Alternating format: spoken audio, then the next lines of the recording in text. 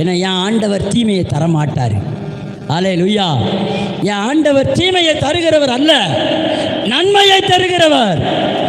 அல்லேலூயா.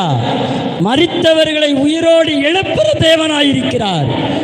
ஆனால் இந்த மதவாத போதகர்கள், மதவாத விசுவாசிகள், மதவாத இவாஞ்சலிஸ்ட், மதவாத அப்போஸ்தலர்கள், மதவாத தீர்க்கதரிசிகள் பொய்களை கூறிக்கொண்டு இருக்கிறார்கள்.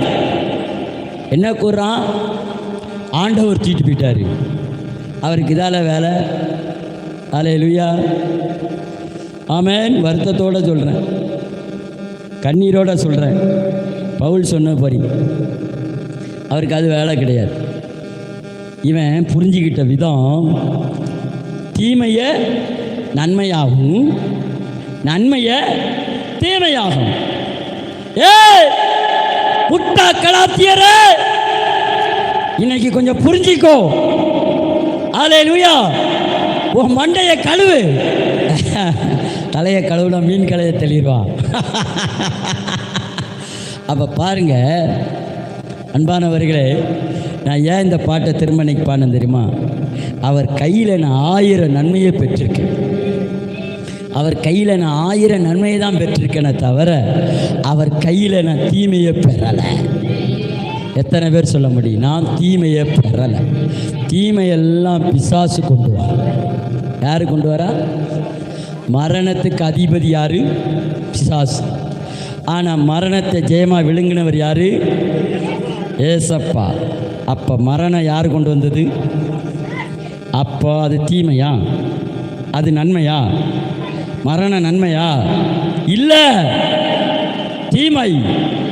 தீமைக்கு எதிர்த்து நில்லுங்கள் தான் சொல்லியிருக்கார தவிர நீங்கள் தீமைக்கு ஒத்து ஊதி அங்கே தீமைக்கு போய் என்ன பண்ணக்கூடாது.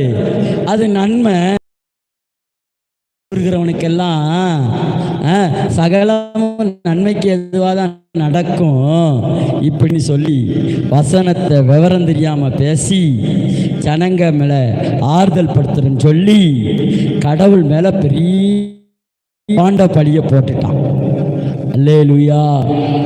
இப்போ புரியுதா? இடத்துல இருந்து நமக்கு வருவதில் எழுதின நிருபம் 1ஆம் அதிகாரத்தில் 17வது வசனம். நான் இன்னொரு டிரான்ஸ்லேஷனில் வாசிக்கிறேன், கேளுங்கள். ஆமென். எல்லா நன்மைகளும் தேவனிடமிருந்தே வருகின்றன. கைகளை தட்டி சொல்லி, எல்லா நன்மையும் என் வாழ்க்கையில் தேவனிடத்திலிருந்து தான் வருது. எல்லா நன்மையும் தேவனிடத்திலிருந்து வருது, இயேசுவிடத்திலிருந்து வருது. சொல்லி, இயேசுவிடத்திலிருந்து வருது, ஜீசஸிடமிருந்து வருது. எனக்கு எல்லா நன்மையும் இயேசு மூலமாக தான் வருது. அல்லேலூயா. இயேசுவிடத்திலிருந்து ஒரு தீமையும் வராதான். தேவனிடத்திலிருந்து ஒரு தீமையும் வராதுன்னு வேதம் சொல்லுது. ஆமென். அல்லேலூயா. அது சொல்லுது பாருங்க, எல்லா நன்மைகளும் தேவனிடமிருந்தே வருகின்றன.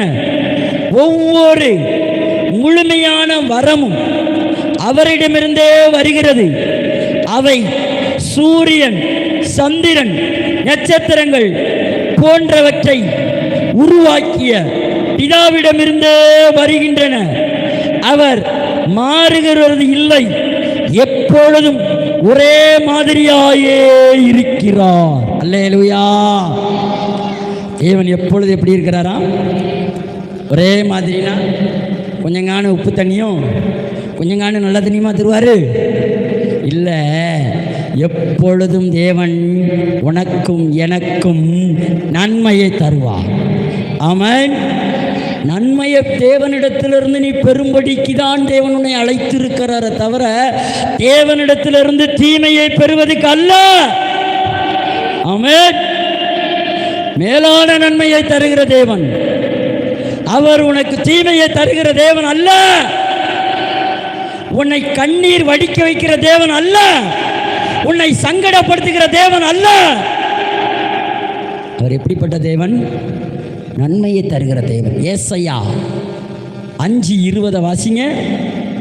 5:20 வாசிங்க. ஏசாயா 5:20 என்ன சொல்லியிருக்குன்னு பார்ப்போம். பைபிள் எடு, வாசி.